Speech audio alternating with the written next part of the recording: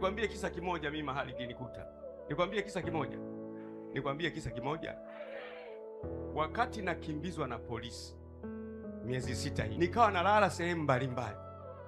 Hasa kuna sehemu moja nimechoka sana, nikaenda kulala. Nipewa chumba na mtu. Sasa nimechoka, nilikuwa sijala, nikaja tuna mkate vipande viwili. Kwa sababu nimechoka, nikala kama kipande kimoja, afu baadaye nimekaa kwenye kochi, kipande kimoja nikakiacha hapa nikalala. Nimekuja kuamka asubuhi, kile kipande kingine hakipo, kile cha mkate, na niko peke yangu ndani. Lakini sehemu nimelala kuna mizigo nini, yani sehemu sio kwamba ni chumba, ni si mahali siwezi kusema. Hapo mkate na ilikuwa kwenye sahani, alafu nilikuwa nimeweka mkate, nimewekea kama asali. Kwa asali nyingine imeminikia kwenye kile kikombe, hata asali nayo haipo, na kimekuwa safi kabisa.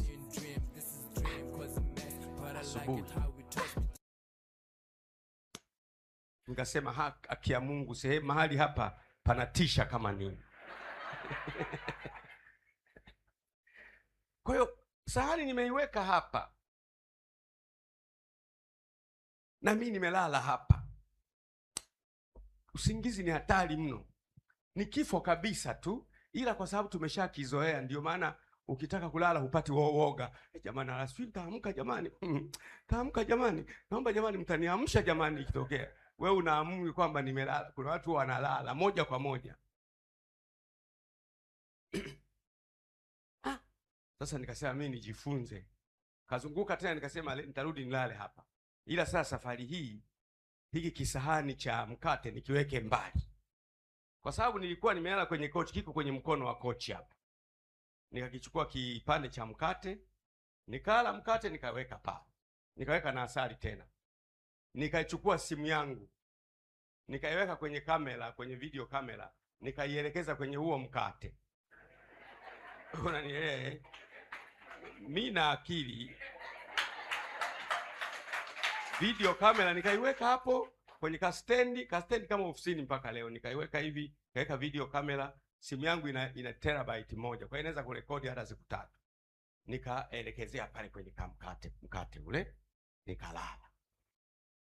Nimelala, naamka, mkate upo. Nimelala, naamka, mkate upo. Baadaye usingizi ukanipitia. Nimelala, kuja kuamka asubuhi, mkate haupo tena. Nikawahi kwenye nani sasa, kwenye simu. Simu imerekodi almost masaa 6. Kama kwenye saa 10 hivi na nusu, simu inaonyesha sasa nyoka anakuja. Namwona kwenye simu sa nyoka amekuja mkubwa, anaanza kuula mkate, anaula mkate, analamba na hiyo sahani, anaondoa kwenye yale mamizigo yaliyopakiwa pale. Hii ina maana kwamba hata nilipokuwa nimelala alifanya nini? Akala, nimelala, akamaliza, nimelala, akaondoka, nimelala. Sasa wewe unapolala nani huwa anakujaga? Unanielewa eh? Nilipoona nyoka mkubwa mweusi, wale wanaitwa cobra, anakula mkate, ina maana kwenye eneo hilo yumo nyoka na huwa anakosa chakula. Kwa hiyo alipoona mimi nimelala, akaamka usiku utafuta chakula. Na nilipokuwa nimelala, kwa sababu sikujitikisa, akala akaondoka. Ndio maana usingizi ni hatari, ila tumeuzoea tu. Kwa hiyo unaona sasa ambavyo Mungu anakulinda sana. Umenielewa eh? Mungu anakulinda, yani una sababu kila asubuhi ukiamka unaanza asante Baba kwa ajili ya usiku wa leo. Sasa wewe kwa sababu ulishazoea kulala, unasema asante Mungu, asante Yesu, asante. Lakini mimi tangu usiku nikiamka tu, asante Bwana, usiku wa leo umenipigania. Haikosi walikuja, lakini hawakuniona. Baba, ninaomba na mchana tena wapo watakaokuja. Mimi nilikufa na uhai wangu umefichwa pamoja na Mungu, pamoja na Kristo katika Mungu. Hakuna wa kunipata. Halafu mimi nimeketishwa juu sana kuliko falme, kuliko mamlaka, kuliko jina litajwalo, si katika ulimwengu huu tu na ule ujao. Si mimi ninayeishi, bali Kristo yu hai ndani yangu. Mimi ni mwana wa Mungu, mimi ni masihi wa Bwana, mimi ni mteule wa Bwana, mimi ni mwamba, mimi ni nataja, namshukuru Mungu. Ukifanya hivyo unajipa nguvu ya kuendelea mbele. Maisha haya unayoyaona, lolote laweza kutokea wakati wowote.